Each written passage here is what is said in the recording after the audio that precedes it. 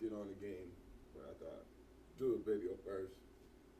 So I'm gonna get this video done. First, focus on say call Yahweh Shem Yahshai. But this says all praises to the Father in the name of the Son. Also want to say Yahweh Shem Yahshai Barakatah. This probably gonna be a quick one, because it just stemming off of something that I was meditating on really right now, man. So let's get into it, right? Amos 9 and 12. And this is really what I'm going to go into, that the heathen called after his name. Yeah. So this is Amos 9 and 12. It says that they may possess a remnant of Edom and all of the heathen, which are called by my name. Right? Saith Yahweh, that do with this, right? So the reasoning behind this, or the reasoning behind me going into this, man, is the different captivities the Lord talk about, man. So let's go here really quick. Oh man, I'm taking care of my. I'll be more accurate than right? But well, first off, I want to start at 48, right? Genesis 48. We seeing this talking about the captivity or the judgment of Moab, right? I'm not going to talk about Esau this video, I promise, right? There's Jeremiah 49 and 47, 48 and 47. Yeah, I will bring again the captivity of Moab in the latter days, saith the Lord. Thus far as the judgment of Moab, I'm just going to touch base on a few things, man. Right?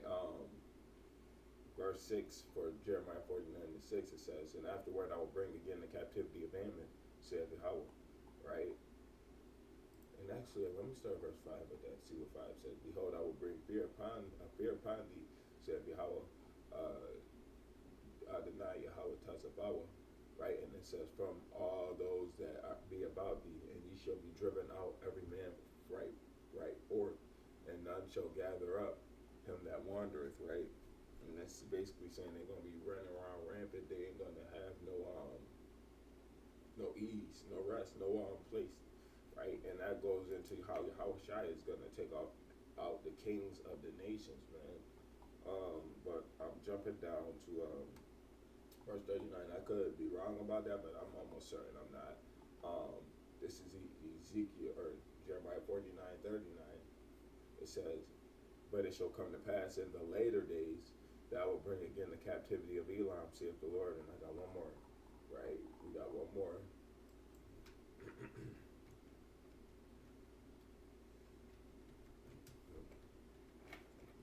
Right, one more. So Ezekiel 29:13, it says, yet thus saith Adonai Yahweh, at the end of 40 years I will gather the Egyptians from the people, whether they were scattered, and I will bring again the captivity of Egypt, and I will cause them to return into the land of Pathros, right, into the land of their habitation, and they shall be there a base kingdom. So I'm saying all this to say this, man. With Amos 9, let's go back to that Amos 9, right? Where it says the heathen that are which are called by my name. These are the heathen that are called by the Lord's name, not Egypt, but and Moab, and Elam. Also, Ishmael is in there too, but Ishmael not really fit with this, man. They don't have that same type of tonality as Ammon, Moab, Elam, so on and so forth, man. These nations is going to be the ones that's building up our walls, man. And the reason that I say this, man, I was in, what was it? It was Ezekiel, right? And I think it was 39 that I found this, man. Ezekiel 39, and let's just see.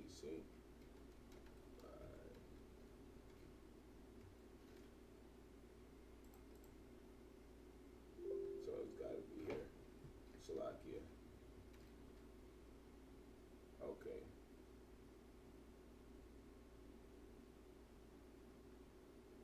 Okay. Okay, yeah, this is perfect. So this is Ezekiel 38, 15, and thou shalt come from thy place out of the north parts, thou and many people with thee, all of them riding upon horses, a great company and a mighty army.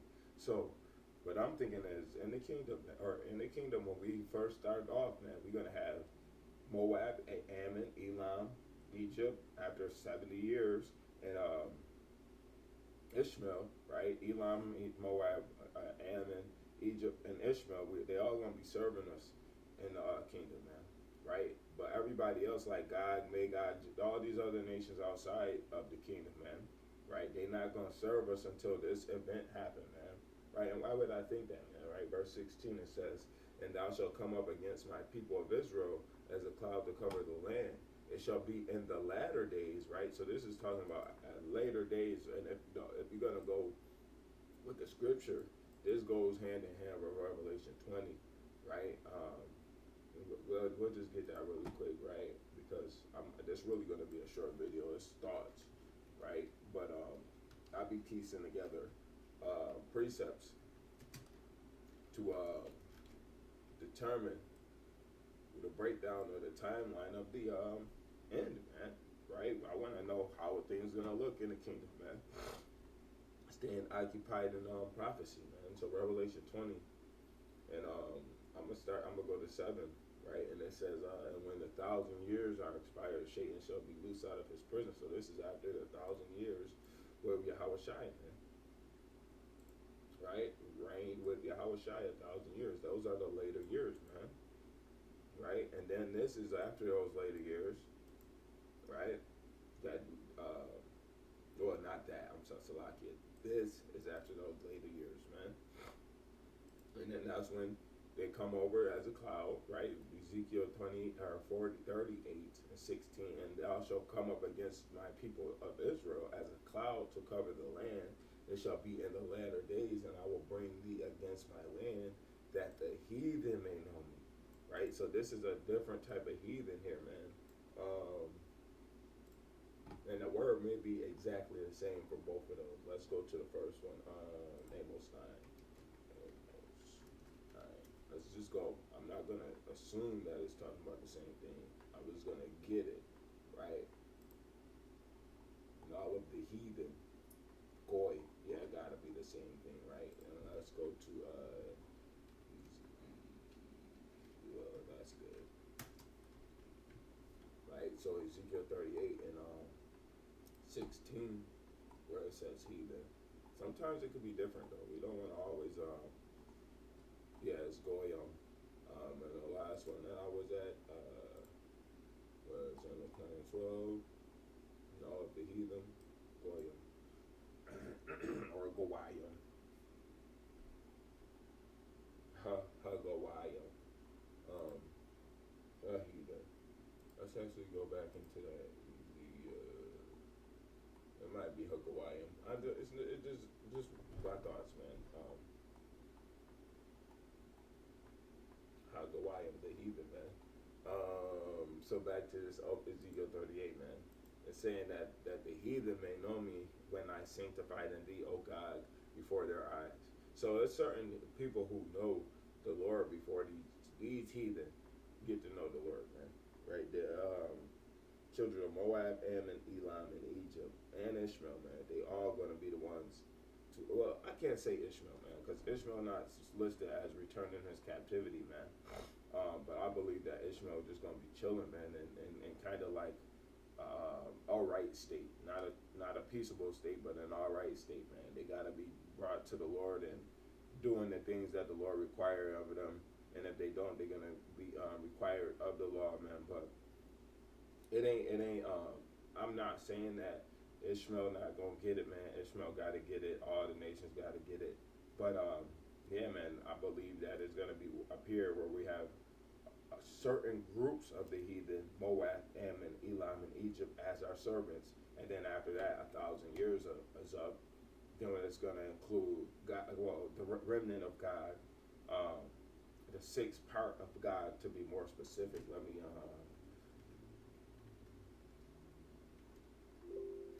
it's got to be in 39, right?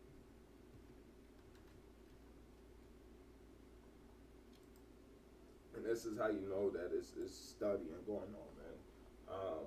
Because I call out what it is, man, and I will bring and I will turn thee back and lead but the sixth part of thee, and will cause thee to come up from the north parts, and will bring thee upon the mountains of Israel. So the sixth part of Gog and Magog is not gonna fight against the children of Israel, meaning that there's gonna be left a sixth part of them. So Esau is going to be none remaining of the house of Esau. I'm not going into that, man. I'm not going to touch base on that. But that's showing you that it's a remainder of the Gog and Magog, or whatever, man. Whatever you want to call it. Jubal, Meshach, and Tubal, right? I was getting Javan and Tubal mixed up. But yeah, man. When we go look into it, man, it's that's what it seems like to me, right? Some people might deny it. Some people might say I'm wrong, and I would like you to bring it to the fruition, man. Bring it forth, right? To let it be known where I'm wrong and address my shortcomings, so that I could improve and become a better man in this truth and become wiser through the scriptures, man. Right? But this is the mindset that I have with my readings of last night, and then going into this morning after having slept on it, man. That's the first thing that came to my mind. So with that, I want to say shalom. How about you, man?